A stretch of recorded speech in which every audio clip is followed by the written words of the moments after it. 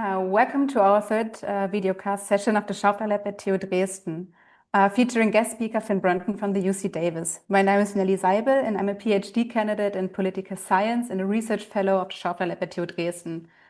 In the first session, my colleague Niklas Ekberts already introduced the work of the Schaufler Lab at TU Dresden and our guiding theme, data worlds, socio-technical and cultural synthesis of new realities. Further information about the Schaufler Lab can be found on the website, and if you haven't watched the first videocast with guest speaker Tobias Rebell, you can click on the link below. And now I am very happy to introduce our guest speaker, Brunton. Brunton is a professor in science and technology studies at UC Davis. Before, he was a professor of media and culture at NYU. He is the author of the book Spam, A Shadow History of the Internet, and the book Digital Cash, The Unknown History of the Anarchists, Utopians, and Technologists Who Created Cryptocurrency. He's also author of numerous journal articles and articles in edited volumes. His research focuses on the history of science and technology, especially cryptography, cryptocurrencies, blockchains, and transaction and payment systems. Beyond that, he's interested in communist and capitalist utopian technologies between 1880 and 1940. His research also focuses on technological subcultures like transhumanists, rationalists, and cryonics, as well as ancient technologies. Currently, he's working on a new book with the working title Bro Science. A quick reminder, this session is being recorded and published online on the YouTube channel of the Kunststudie Dresden University of Technology. The session is structured into 3 parts. First, Finn will give a presentation for about 15 to 20 kind of minutes.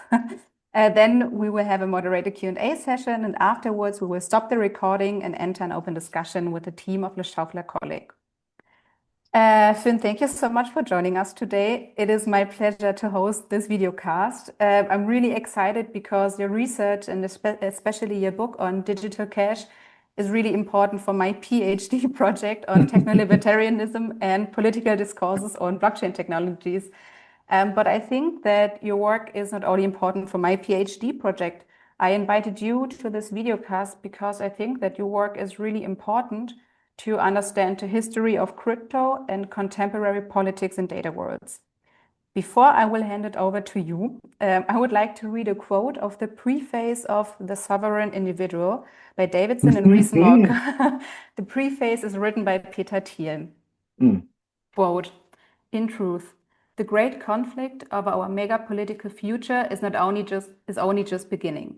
On the dimension of technology, the conflict has 2 poles, AI and crypto. Artificial intelligence holds out the prospect of finally solving what economists call the calculation problem. AI could theoretically make it possible to centrally control an entire economy. It is no coincidence that AI is the favorite technology of the Communist Party of China.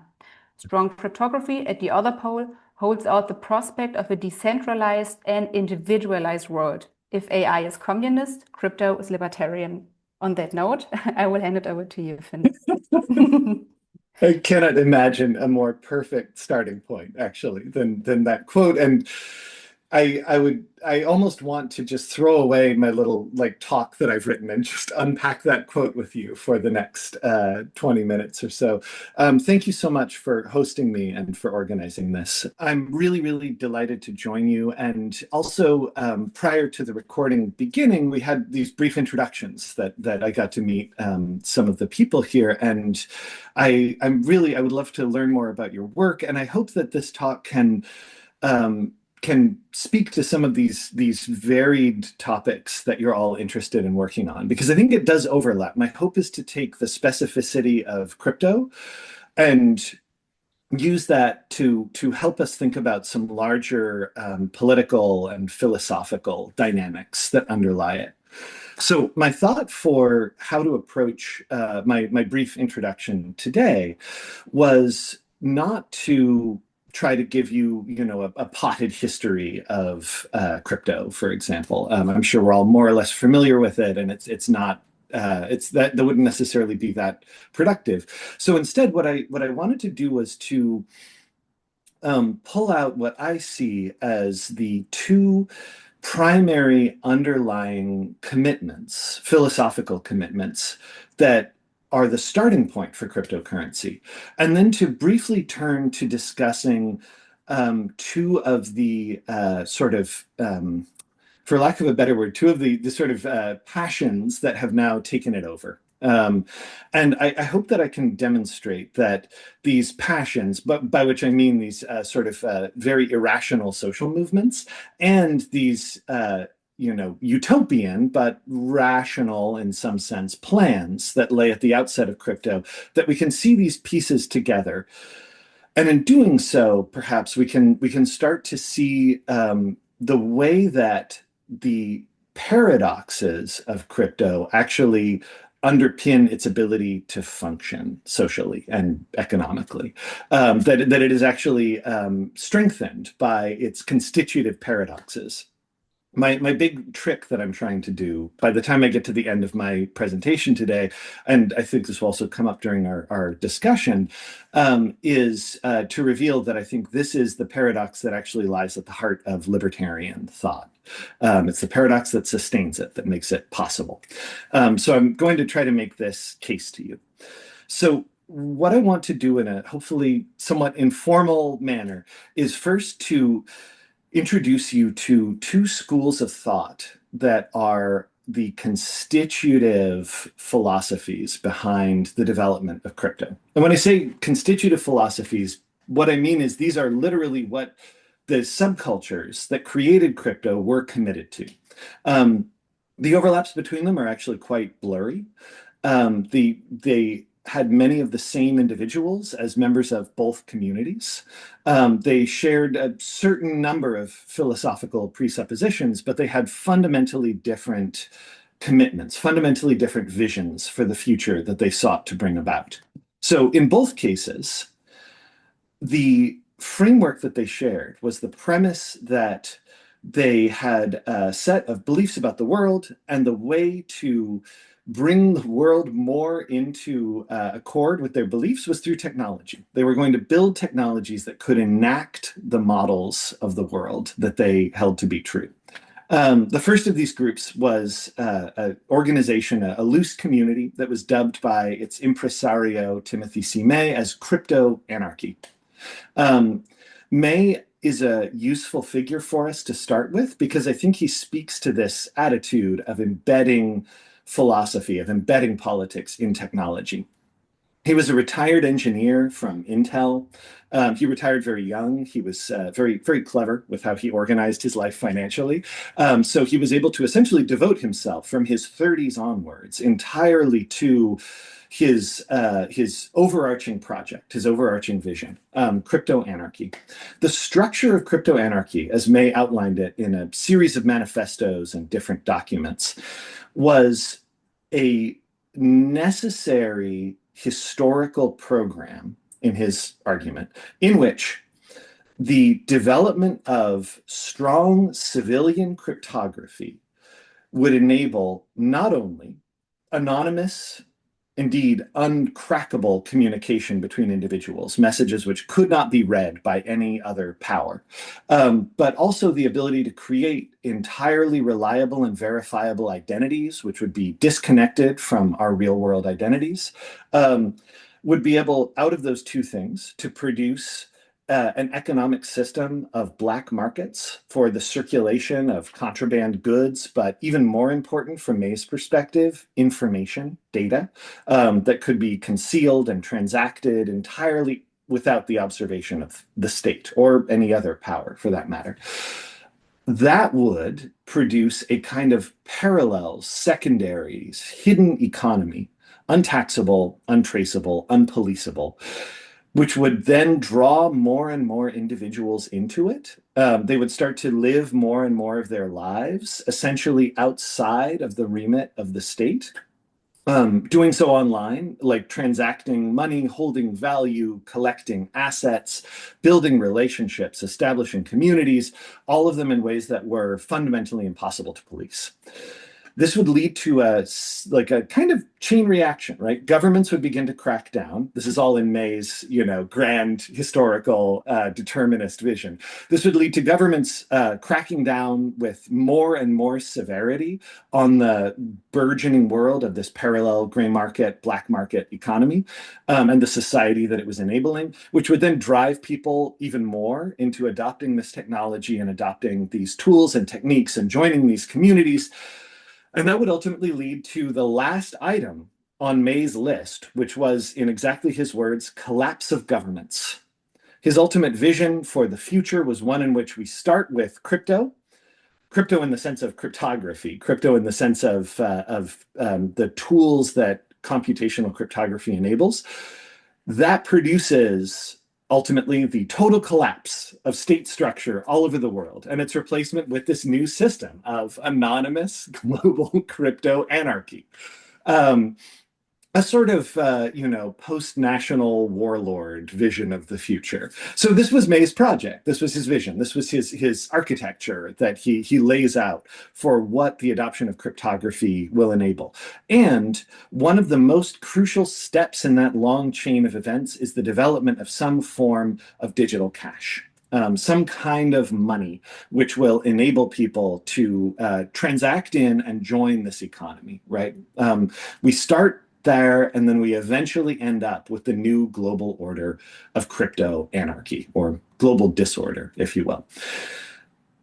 This framework was not widely adopted even within the crypto anarchy community as a sort of necessary process in the way that he envisioned it, but his core contribution was to present cryptocurrency long before it was called that, to present this form of digital cash as a mechanism whereby a future can be produced, a future that is going to look to some extent like the future that he envisions, right? One that is fundamentally undirected, free of state power, networked, global, and computational as the center of its infrastructure rather than institutional.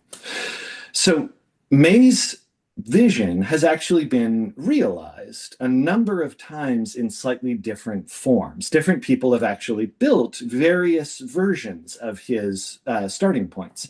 Two of the most notable who explicitly credit May and his model and some of the projects that he prototyped are, number one, WikiLeaks, which explicitly has its roots in Julian Assange's encounter with May's work on the crypto anarchy mailing list, and then his subsequent reflections on and development of May's idea of the power of hidden informational black markets. The only thing that is missing from WikiLeaks in terms of May's vision is a currency system, right? Because Assange did not see this as a financial transaction. He saw this as a political action.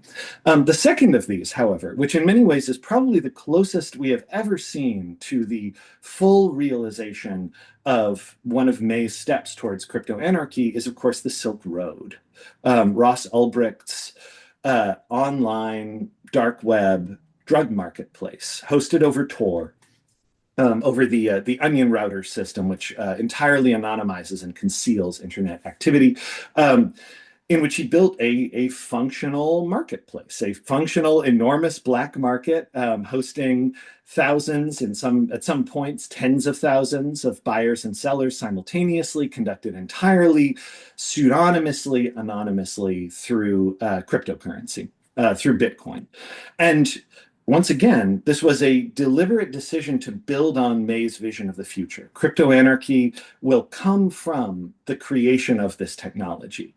Ulbricht was influenced both by May and then by a philosophy adjacent to May called agorism, a philosophy of the creation of these covert contraband marketplaces, which offer an incentive. They offer a value for the currency, in this case, Bitcoin, by virtue of the fact that you can use that currency to purchase contraband, right? Like that is the benefit that it offers. And indeed, Ulbricht, I want to make sure that he receives his historical due here. Ulbricht was the first person to come up with a way to make Bitcoin actually valuable, right? To attract people to it, to make people want to hold it, because it was the way in which you could reliably get very safe, high quality drugs in an anonymous fashion. So we have these real world examples of this overarching philosophical vision of May's. That's thread one, right? That is the one thread that lies behind the creation of cryptocurrency, to build forms of digital cash that will eventually produce a breakdown of the state and its replacement by a new network-centric society. The second thread, which, as I said, overlaps but is interestingly distinct in its approach, is a subculture called the Extropians. As their name might suggest, they envision themselves as being people literally devoted to the opposite of entropy. Instead of the slow loss of information into noise in the universe, they were going to produce more complexity, more information, more energy, more intelligence, more life. They were primarily based around the San Francisco Bay Area, although they had fellow travelers all over the world, and reached their apogee in the mid-late 1990s. Every single person who was connected with the genesis of cryptocurrency is involved with the Extropian movement in some way to some extent, aside from Satoshi Nakamoto themselves, who we don't know exactly where they might have fit in. The core vision of Extropianism is similar to May's, with a interestingly different twist on it. The similarity lies in the idea that part of the necessary historical determinist process of creating the future is going to be producing a form of digital cash which will enable new forms of transactions to be possible. The difference is that for the Extropians, the creation of things like black markets is actually secondary. The reason for the creation of crypto is that it will generate new forms of financial activity, new forms of competition, new forms of investment, which will, according to their sort of modified version of Austrian economics, of the theories of people like Hayek and von Mises, will necessarily produce a steady acceleration in capitalist technological development, right? They will essentially be able to sort of slowly turn up the throttle on the process whereby, in their opinion, capitalism necessarily produces breakthroughs in science and technology.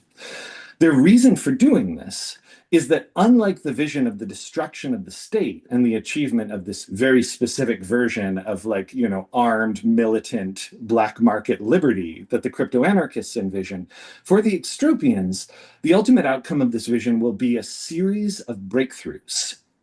Once again, out of a kind of historical determinist necessity, a series of breakthroughs which are going to generate the overcoming of old age, and indeed death generally at a certain point, humans leaving the planet and moving into space, achieving a variety of post-human outcomes, right? Where we overcome all existing limitations on our bodies, on their senescence, on our intelligence, on the intelligence of everything else around us. All limits on our technology will be overcome. So therefore, to produce digital cash in 1995 was merely the starting point for a genuinely utopian outcome, right? It would accelerate innovation. Innovation would then self-accelerate, producing breakthroughs that would compound on each other in a way somewhat similar to ideas about the singularity, and would ultimately lead to an outcome where the creators of the cryptocurrency would never die, which is a rather extraordinary promise to make for a technology that you're trying to develop on a mailing list in 1995. So these two visions, the collapse of the state and the achievement of the acceleration of technological innovation to ultimately yield immortality and transformation. So I want to take those two ideas, and with them, at the core of both of them, the premise that you can embed your philosophy into the production of a technology, and then that technology will of itself produce a necessary historical outcome. I would like to take those two ideas, and then in my last few minutes for my brief opening, I would like to talk about what I see as two separate tendencies in crypto now. And then we can begin to ask ourselves, how did it come to this? How did this project, this historical determinist technological project, yield our current situation? So these two technological tendencies, techno-cultural tendencies that I would like us to briefly touch on now. One is what I have taken to calling the Miami tendency in cryptocurrency, because it's the rather unexpected emergence of the city of Miami as the epicenter of cryptocurrency speculation and activism, the location of many of the annual events, the central gathering place for many crypto promoters and influencers. And what is striking about the Miami tendency is that it is fundamentally about reframing cryptocurrency as being like precious metals, right? And we can talk about this as a thread that runs all the way back to the outset of crypto as another component in it. But now that has really come to the fore, right? Treating crypto as something akin to gold. They don't particularly care about these ideas of achieving anonymity and privacy in transactions. They have no interest whatsoever in these visions of total utopian acceleration and transformation, which render money meaningless. They are fundamentally authoritarian in their orientation. They are the core of the alliance between crypto and the Trump administration. They don't want to decentralize or dissolve power. They want to be in power. And their mood is not 90s euphoric, right? It's not the vision of post-human cyber transformation. The vibe is power broker, wealthy, conservative. There's a striking number of them who are also carnivore diet people who eat nothing but beef and hold nothing but Bitcoin.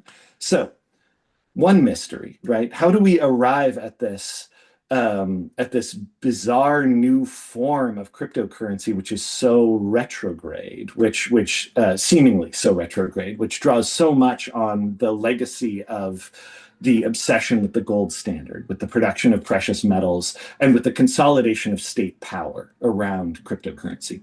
And the last one that I will just touch on very briefly, the other outcome, which is, I think, interesting and worth thinking about, is something that, for lack of anything better, I've taken to calling YOLOism, after the online investor phrase YOLO, which means you only live once, right? Which is usually said as a hashtag just before someone makes a ridiculous bet, right? Or takes some ludicrous risk, which of course they're sharing with their social network. Goes all in on some esoteric cryptocurrency, goes all in on some ridiculous meme stock. I want to close with this one because I see it as a nice way of giving us a way to reflect on the trajectory, not just of crypto, but perhaps of technoculture over the last 30 years. That YOLOism is fundamentally finance and indeed crypto and indeed technology without the future. It's investing purely for the sake of volatility, right? It's a kind of investment nihilism, buying into, speculating on, and memeing about crypto and other things purely for the sake of drama and clout. You know, the wild swing, the ruinous bet, the bravado of imminent financial disaster. What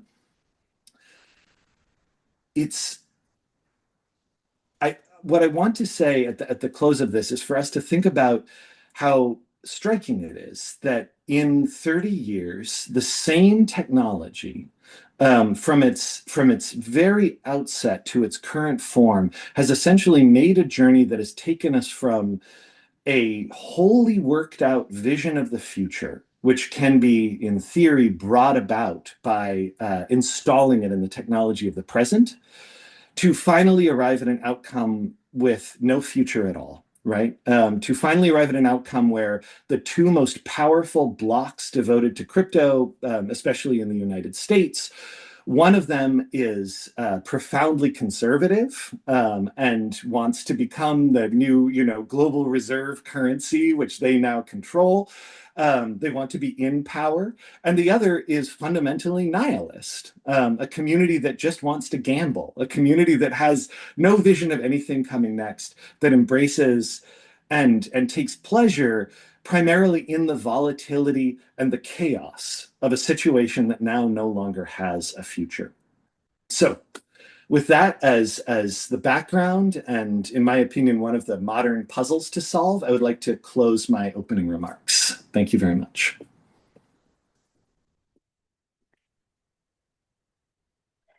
Thank you so much for your presentation or for your talk. I'm glad that I've prepared several questions because I think otherwise I would probably needed a few minutes to collect all my thoughts after this presentation. Because you touched upon so many interesting topics. The crypto anarchists, I wrote my master thesis on crypto anarchy and the concept of freedom and this Miami tendency. But let's start with the first question. In your book on digital cash, you're writing that you've started your research with ontological questions about what makes money real. But in the final chapter, you're writing that the outcome is more an epistemological stance on the collapse of the state, the economy, and the world. You already mentioned it. And currently, we can observe the shift in political discourses towards theology and spirituality, especially in the United States. And religious beliefs, or rather religious discourse elements, are also visible in discourses on digital technologies.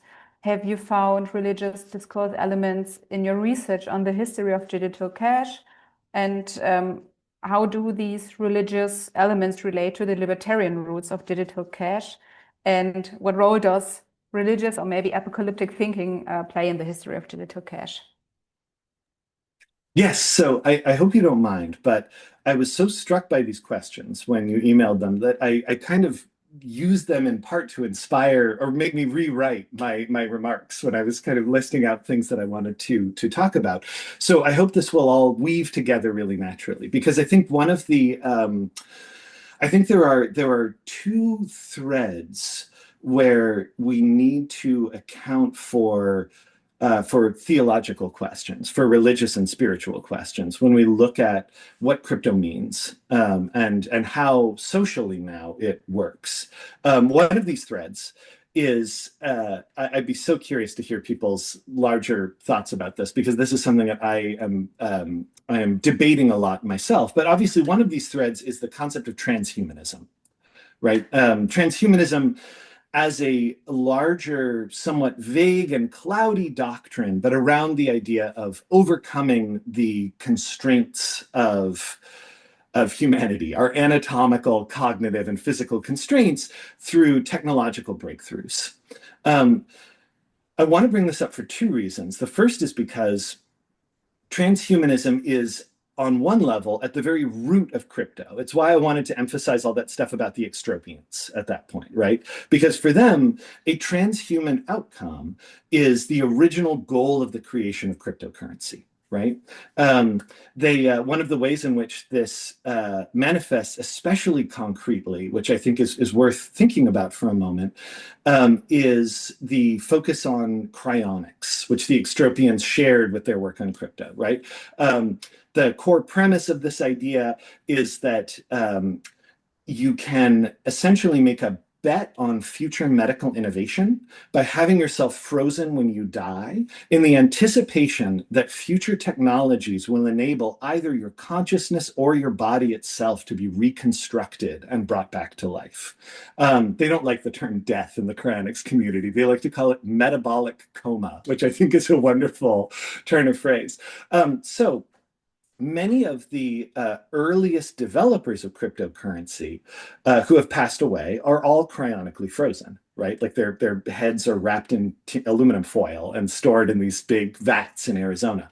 The reason why I think this is especially worth thinking about, or what I struggle with, is that when we talk about someone like Hal Finney, who was the second developer of Bitcoin, Satoshi Nakamoto's correspondent, the recipient of the second Bitcoin transaction, in many ways, one of the most important architects of the Bitcoin project.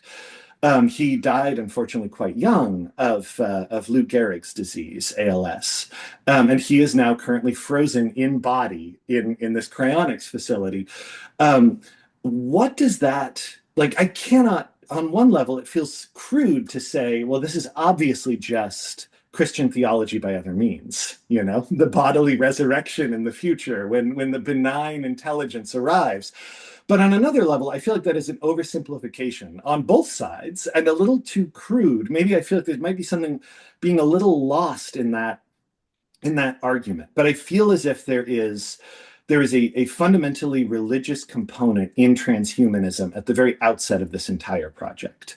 One of the earliest people who developed the sort of underlying frameworks for how subsequent developers created cryptocurrency, Phil Salen, one of his original ideas was to try to come up with an asset which would retain its value over the course of the centuries that might elapse between his death and his eventual resurrection. In other words, so that he would be brought back to life in the future. And number one, he would have access to his wealth because it would still exist, presumably. But also, his ultimate notion, his sort of deepest idea, was that if he could create a digital asset that would retain its value over long periods of time, he could also therefore create a kind of incentive structure where maybe a password to that asset would be something that he memorized before he died, so that future scientists who resurrected him could then be compensated for doing so.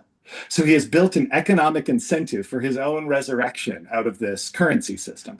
What is that if not a surreal, maybe almost obscene conflation of a spiritual vision with an unbelievably material vision? So that's one thread to unpick, and I would love to hear other people's thoughts about this, because as I said, it feels oversimplified to say, you know, that transhumanism is just like a Christian theology in other clothes.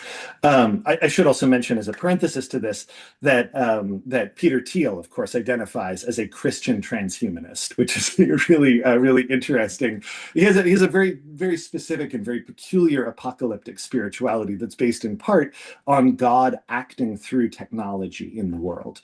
The other thread, though, that I'm interested to think about with you in terms of the shift to religious discourse is the ways in which it feels like crypto has become something of a playground for the existing theological character of money, right? So obviously money throughout its history has always had some complex and nuanced overlaps of spirituality, whether that takes the form of, and I'm thinking of numerous different religious traditions in this context, but either the identification of money with earthly concerns, right, which are to be denied, right, to be rendered meaningless, to be destroyed. I'm thinking, for example, of the Russian Orthodox Christian sect of the Doukhobors, who would essentially periodically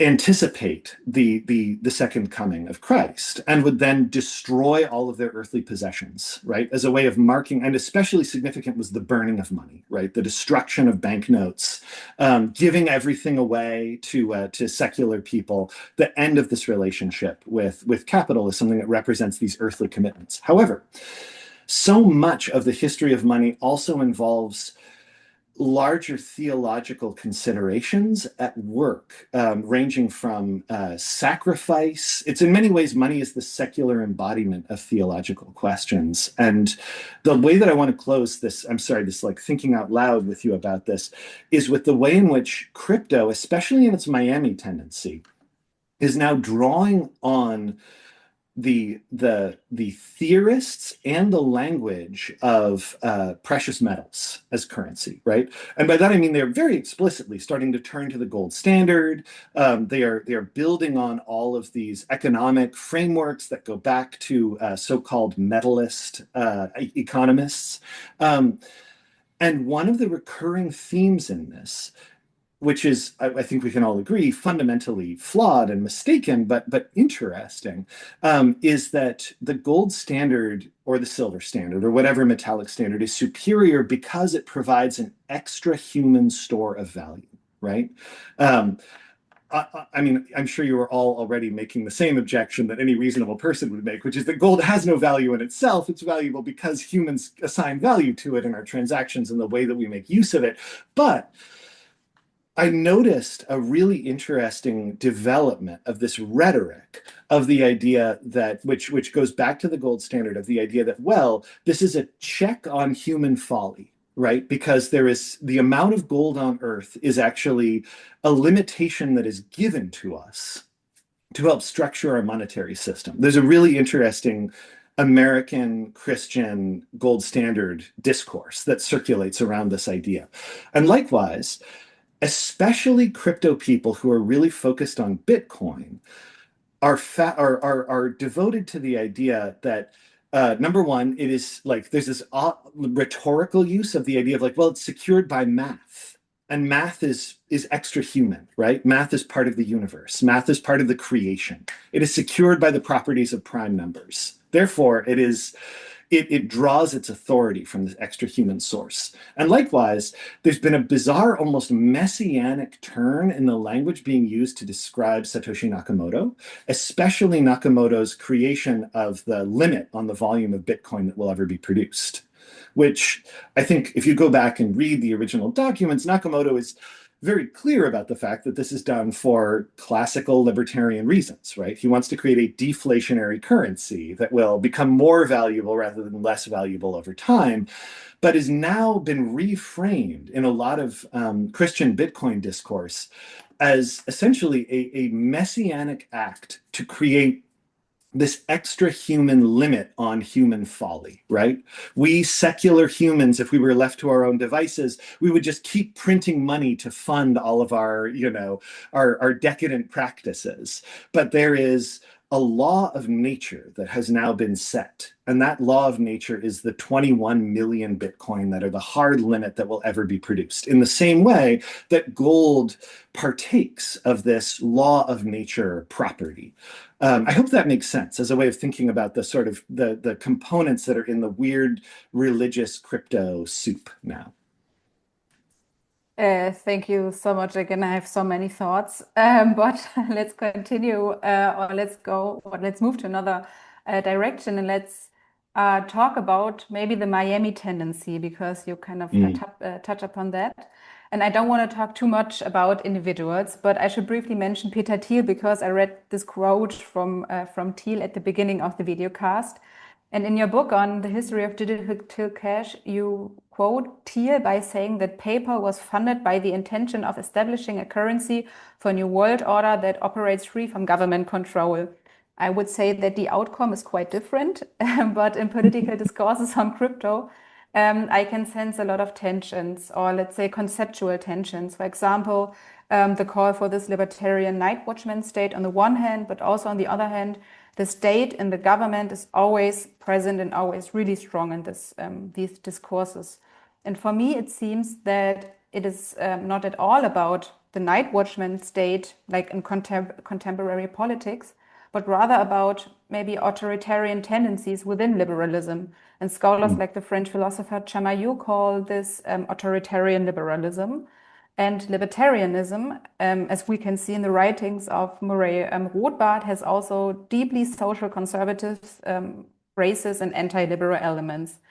And now kind of moving to Carl Schmitt, who was a German political and legal scholar and also a critic of liberalism. In 1932, peak of the crisis of liberalism in the Weimar Republic, he recommends that the state dissolve its ties to the economy in order to depoliticize the economy and at the same time to de-economize the state. Because for Schmitt, the state, or for Schmitt, a state that could perform such a reorganization has to be extraordinarily strong. And this also fits in his understanding of the political. So to put it in a nutshell, crypto is libertarian, but maybe it is libertarian in the sense that blockchain technologies can perform this reorganization in order to produce a strong state without democratic decision-making and with a distinct economic and legal sphere, because we cannot just observe cryptocurrencies, we can also observe blockchain-based law, the so-called lex cryptographica. So what do you think about that?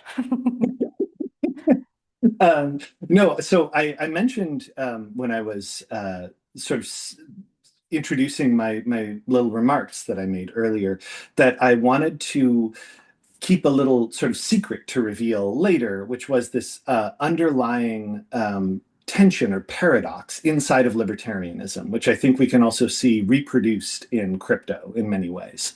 And I would like to talk about that now, because I think, so I'm trying to think of the right way to, so I guess the way that I would begin this is to say that the thing that I think is so interesting and so powerful about libertarianism is that it is constructed on a paradox. And that paradox is that, of course, it presents itself as a philosophy of liberty, a philosophy specifically laser focused on individual freedom. On individual freedom and the creation of the freest possible markets within which individuals can transact with each other. So I want to start from that point, because the hidden, as it were, the sort of the, I'm sorry for a slightly Žižekian turn, but the like obscene kernel that's at the center of libertarianism, the thing that libertarianism is all about but must constantly avoid ever directly discussing, is that it is not a philosophy of autonomy. It is not a philosophy, certainly not, of collective liberation. It is actually, I would argue, the foremost manifestation of a philosophy of aristocracy. It's an elitist philosophy. The essence of libertarianism lies in, and this is where I want to tie into Schmitt in some ways, lies in the idea that a libertarian approach to society is designed to create a crisis which will cause existing institutions to collapse. It will replace those with these, free markets, free political arrangements, quotes around free in all of this. But the purpose of these is so that the new elite can rise, right? The purpose of the libertarian revolution is to overthrow the existing apparatus of state and the businesses that are connected with the state and so on and so forth, such that the proper aristocracy, the people who should be in charge, can take charge. This might sound like a sort of initially perhaps like slightly paradoxical formulation, but all of these people that I talked about in the outset of my remarks, the crypto anarchy folks, especially the Extropians, they were all devoted readers of Ayn Rand, right? To take a starting point. Ayn Rand, whose work I think we should actually, in some ways referencing some of Andrew's research, we should think about with reference to science fiction, because she is in some ways writing essentially science fictional documents. But the novels that Rand produces are all about the same plot, which is people who should be the genuine masters of the world, right? Because of their intelligence, their talent, their fearlessness, their willingness to take risks, et cetera, et cetera, et cetera.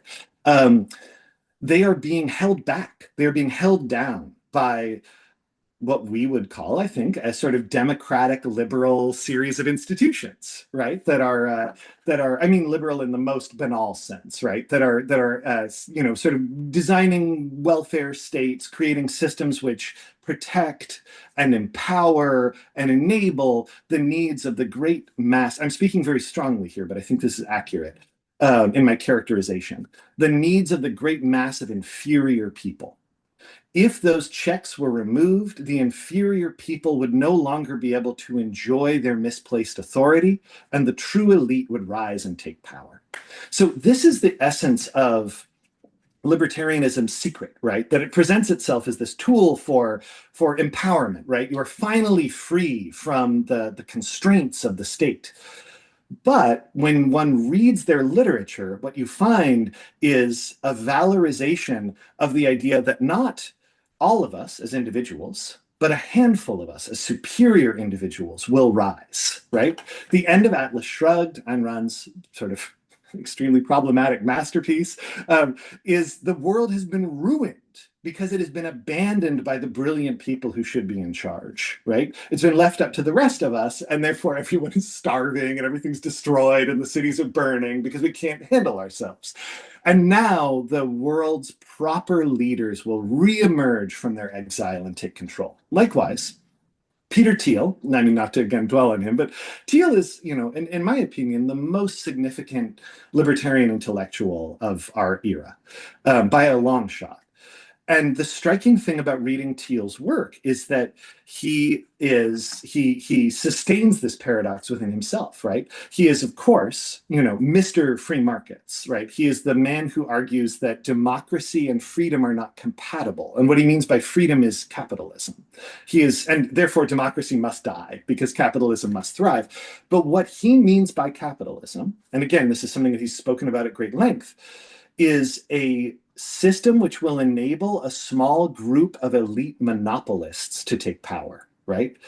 He is not outlining, he has a wonderful in terms of its evidentiary power. Like, it's a very, very bad and dangerous thing, in my opinion.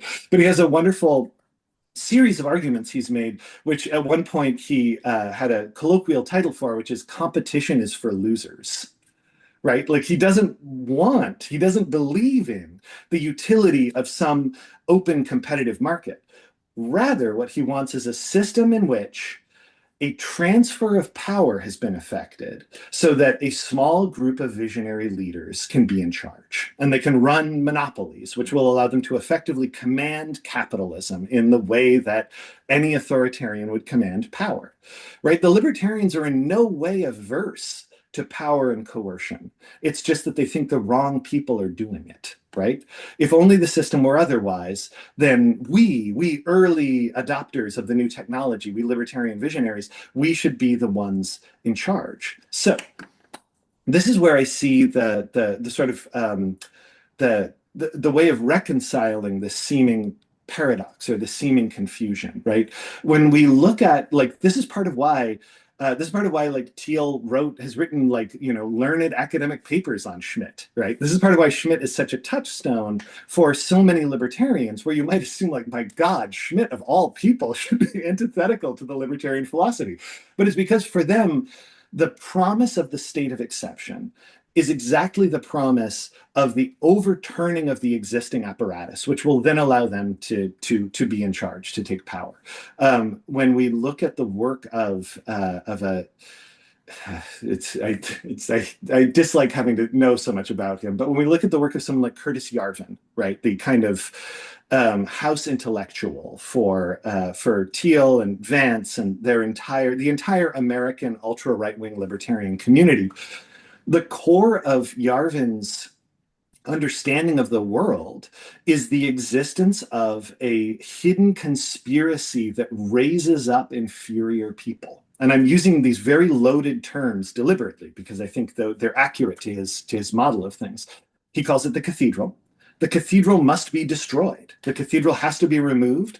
The government has to be destroyed, so that then finally a new CEO monarch can take over, right? A person who warrants receiving this power. So I want to close this chain of thought by taking us back to cryptocurrency, because I think that same underlying paradox helps us to understand some crucial things about the nature of crypto. Number one, the paradox that crypto is nominally decentralized, right? Part of the whole promise of cryptocurrency is that it is so widespread, that it is something that is controlled by the community, that it is something where the ledger is maintained by all of us. It functions in this fundamentally different way than the top-down control of central bank issued state currencies. But in practice, what we observe with crypto is a currency which is essentially dominated by a small group of powerful barons who have accumulated enormous amounts of it, in many cases, merely by virtue of being the earliest people to take it up, right? That is the libertarian paradox in action, right? Like, this is, in theory, this decentralized thing that distributes power. But in practice, the form that it takes is that the smart libertarians who got in on it early get to now be the central bankers themselves, right? They get to manage the prices. They get to transact currency between their different accounts to like move value around in such a way that they can, bump up its dollar value or lower down its dollar value should they need to. They get to own the infrastructure, the means of production in the form of these vast mining farms and facilities. They get to, in a deep sense, own the code because they have enormous influence over the developers who are actually writing the software itself. So this is, I would suggest, there's no good answer to this paradox, because what sustains it is the fact that it's a paradox, is the fact that they get to have it both ways, right? That they get to have their freedom and their authoritarianism together. In this, I think you can see why they are willing to make such common cause with Trump and with the Trump administration, like why this logic works. And likewise, just as a final note, I think it's why you can see this, once again, this really striking seeming contradiction in the lex cryptographica that you described, right? In the use of these different attempts at blockchain-based constitutions and network states, which is that they are simultaneously states which are going to provide these extraordinary opportunities for redistribution of power, for life beyond the reach of the state, right, in which you are able to launch companies and initiate all kinds of new social relations and economic systems, et cetera. But in practice, their greatest examples are places like Singapore, right? Like the greatest examples are these fundamentally authoritarian corporate states. So that is the paradox that I think lies at the center of all of this. And that's the value that they get from Schmidt. Okay, thank you so much. I have so many thoughts again. So great to talk about that. But you kind of mentioned infrastructures, and maybe let's move to the question of digital infrastructures, because infrastructures for cryptocurrencies are extremely extractive. Data centers for crypto mining consume enormous amounts of energy and resources, and these digital infrastructures are built on extractive material and effective infrastructures. Some scholars from critical data studies, for instance, use post-colonial framework to describe these configurations, or rather reconfigurations of power. However, some scholars and crypto evangelists emphasize the liberating force of cryptocurrencies, especially in the global south. In Nigeria, for example, cryptocurrencies are being promoted as alternatives to traditional bank accounts, because they offer access to financial services without relying on traditional banking infrastructures. And they argue that cryptocurrencies are key to financial inclusion and economic progress. What are your thoughts about, or what are your thoughts on the relationship between these extractive material infrastructures and these political imaginaries? And to put it very simply, is there anything positive about digital cash? Yes, no. So I think there is a. So I'm going to make what might be the weirdest suggestion of all of this, of all of my conversation today, and I'm curious what people think about this. But so so I wanted to separate this question into two parts. Right. So the question about positive applications, and then the question about the extractive nature, right, of these technologies. And the reason why I want to do that is exactly to address, you brought this up. I'm thinking in particular of the anthropology of Jingjing Liu, who has been doing a lot of anthropological work in Nigeria, as well as other contexts, but looking at exactly this, the ways that people are able to use middle class, upper middle class people in Nigeria are able to use crypto as a way to essentially try to secure their assets and manage their wealth, and even set up systems of inheritance that will keep them safe to some extent from the ongoing chaos in the Nigerian economy, right? Like demonetization, dangers of inflation, and so on. So we are actually seeing people in practice who are using crypto as ways of trying to protect themselves from poorly managed currencies. And that's a really interesting development that is in many ways closer to the promises that were being made in the early 2010s for what crypto was going to offer the world, right? When we think of the early, one of the first attempts to draw mainstream investors into cryptocurrency was when Mark Andreessen, the major Silicon Valley fund manager of Andreessen Horowitz, published a now very famous, lengthy editorial in the New York Times in which he explained that crypto was essentially going to be a way, crypto and blockchain were going to be ways to produce banking infrastructure for the entire unbanked world, right? So we can see applications of that actually working. I've observed some really I think very straightforwardly positive ways of using crypto on the part of people who are overseas remittance workers to essentially step around the predatory world of remittance payment businesses and foreign exchange businesses. That said, right, so we do see these applications, and I think it's worth thinking about the ways in which these technologies can offer certain utility. So I think there are positives here, but a lot of those positives are positives that could have been delivered at a lower environmental and energy cost through political means, right? This is I may be excessively negative about this. I'm interested in what people think, but I feel like this is actually a pretty classic example of using an extremely elaborate technology to resolve a problem that could have been better resolved by legal means, right? By, setting or even, dare I say it, by the political means of doing things like nationalizing payment and transaction systems across borders to create like a free common protocol for being able to transact money that would remove these predatory middlemen from the process, rather than having to build this vast, elaborate infrastructure to try to sidestep these things.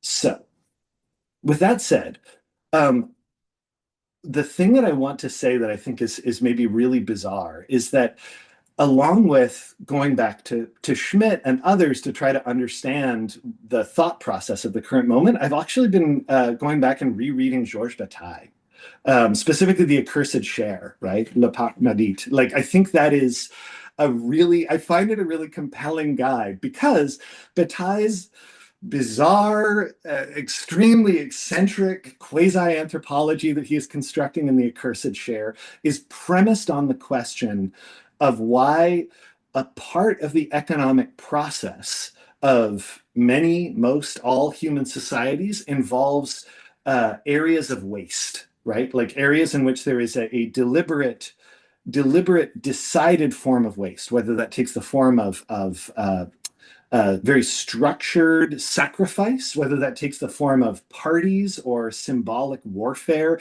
various ways in which resources can be expended. This is all part of Bataille's larger bizarre theory of things. I don't know if I buy that as an overarching theory. The reason why I go back to Bataille is because I am so struck by the volume of necessary squandering that is produced by crypto, and now actually to an even greater degree by AI production, right? Like if especially, let's just stick with crypto, both because I think it's also even more marked. If we are looking at things like, in this case, Bitcoin specifically, we are looking at something where we have physically built a colossal apparatus, right? Like immense, like warehouses that have to be refrigerated, that require all of these like elaborate heat management tools that consume immense volumes of electricity.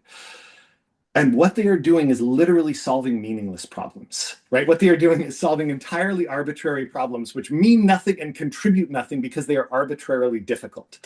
What we have built is a kind of global scale friction brake that is designed to get harder and harder to use over time, demand more and more. We have made all of these specialized electronics tools that are being produced out of semiconductor factories in Taiwan that do nothing but solve useless problems. There is something about this that is, I find, really extraordinary to think about, right? That we have built a system which secures value through a deliberate and relentless waste of resources. And on one level, I find myself kind of thinking that there might be something to Bataille's argument in that we somehow can't imagine a form of money that can work without this like enormous project of destruction, of waste, of squandering. But there is also maybe a slightly more rational approach to this, which is that when I look at the waste, I also find myself really struck by the Marxian economist David Harvey's idea of what he calls the spatial fix. The spatial fix was one of his big contributions to the literature starting in the 1970s around the question of capitalism's ability to manage excess capital, right? Like it has the constant problem of overaccumulation. Overaccumulation has to be dealt with. And Harvey argued that a key part of how contemporary capitalism functions is by expanding in space, as he puts it, to buy itself time, right? By moving into not just new markets, because that's obviously a long tradition, finding cheap labor, finding new markets to dump excess product onto, but specifically by finding new investment opportunities, new venues, which even if they don't offer good return, they can soak up excess capital. So one of his foremost examples of this most recently was the incredible program that China embarked on of basically building cities for no one to live in, right? Like building these immense cities, pouring more concrete in the early 2000s than had been poured across the whole of the 20th century to build these enormous metropolises, which do not yet have any inhabitants, which are effectively ghost cities, but which serve the purpose of absorbing an immense quantity of excess capital to construct something. So where I'm going with this is that I find myself looking at the context of contemporary crypto and, for that matter, contemporary artificial intelligence, and wondering if part of how we can explain the dynamic is that it is providing a kind of computational fix, right? It is absorbing an enormous amount of investment capital, right? That's giving it somewhere to go, even if it's a very risky bet and in many cases probably a write-off. But it's also absorbing some of the unbelievable volume of excess computational power that we now have, right? We have so much more compute than we know what to do with. So now we are finding ways in which it can be consumed.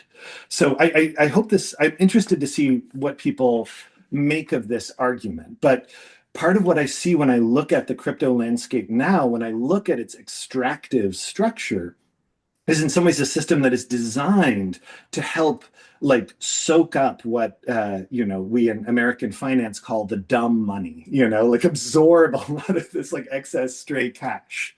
All right, yeah, I'll leave those two weird ideas there. Thank you so much. I think we have time for one more question. And this is definitely the last question.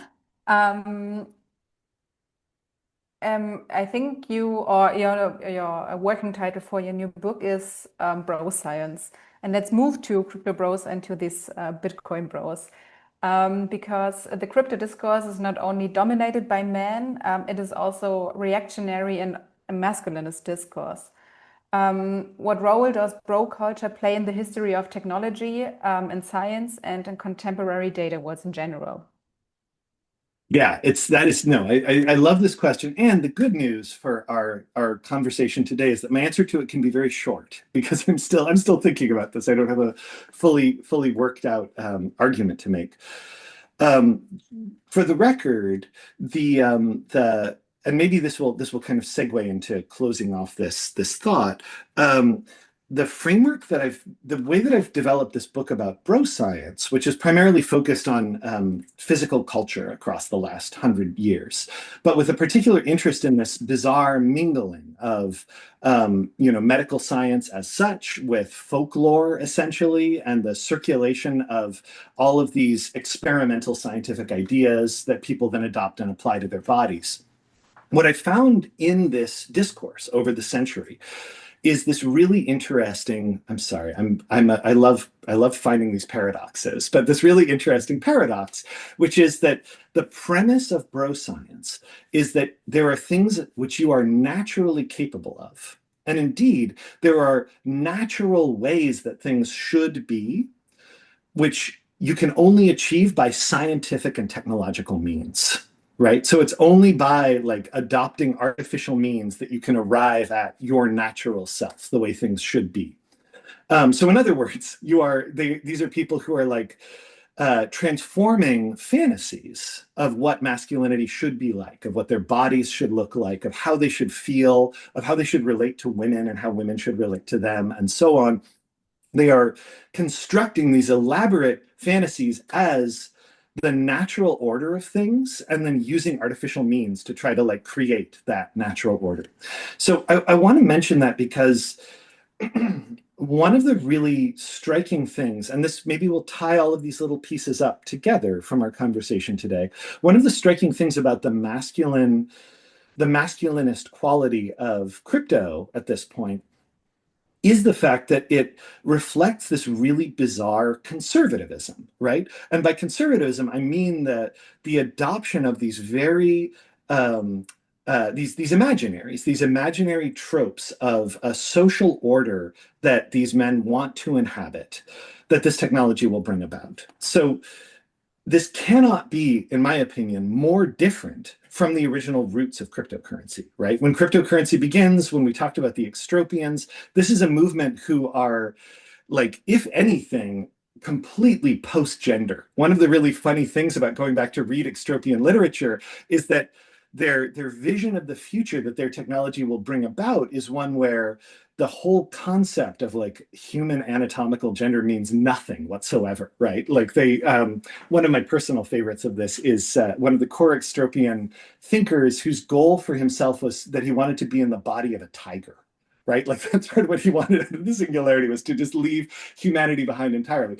And now we find ourselves with the fruit of that technology, and it is connected with this extremely retrograde vision of men holding gold and like from it deriving their like status and significance as men. So we already talked about the carnivore thing. I think one other aspect of this perhaps is maybe one of the reasons why it has taken this form is because the particular masculinity of crypto is about risk. It's not just about other dimensions of like the masculine gender role. It's specifically about the idea of daring, right? Of being willing to risk things. I'm thinking in particular of that marvelous ad in the American Super Bowl where Matt Damon, the actor, was hired by a company that would shortly find themselves in really deep financial trouble to advertise buying crypto to American men in the context of like our biggest football game.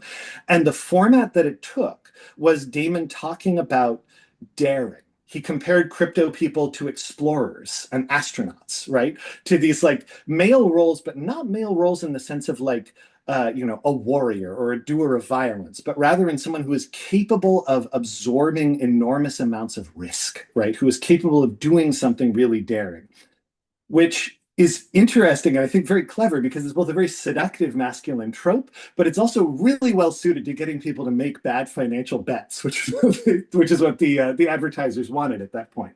So so there's that dimension, right? Of like it's a very particular version of masculinity, which is the risk dimension. And then the only other thing that I'll say very briefly to close this up, and maybe to bring us back to the previous question a little bit, is that when I look at, in particular, the Miami tendency, It has a specific thread of masculine performance, which I would characterize as elite squandering, right? Where uh, there's this focus on I drive not just a car, I drive the biggest car. I drive like the Ford 450, the most massive vehicle that consumes the most gas. I eat only beef, right? I eat only steak. I hold only Bitcoin.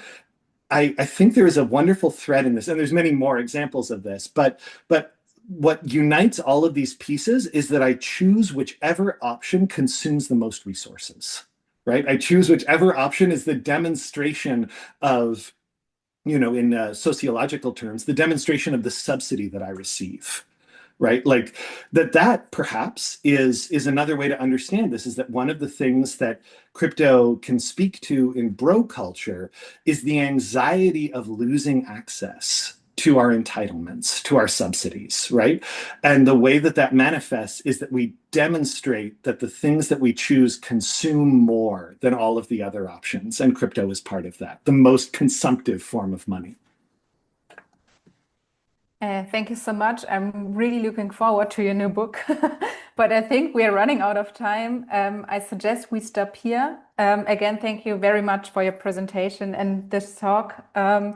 I think I can speak on the behalf of the Schaufler Lab that we really appreciate your time in this conversation on the libertarian roots and contemporary politics.